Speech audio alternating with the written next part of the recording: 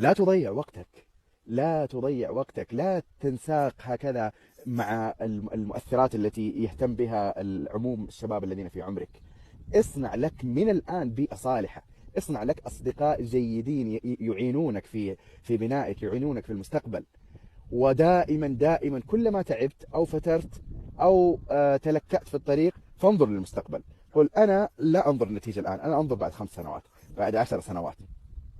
وتابع الناس المتميزة اللي توجه الشباب الذين هم في عمرك. تابع ما الذي يطرحونه، ما الذي يرشدونك إليه من ناحية البرامج. كن مستقلا في تفكيرك، في آرائك. حافظ على دينك وعلى الفرائض الأساسية التي أمرك الله سبحانه وتعالى بها. اسأل الله سبحانه وتعالى التوفيق والتسديد والبركة، وستجد النتيجة والآثار الكبيرة جدا بإذن الله تعالى. مرة أخرى، أنت شيء كبير، أنت أمل كبير، أنت يمكن أن تحدث الفارق، فلا تضيع نفسك.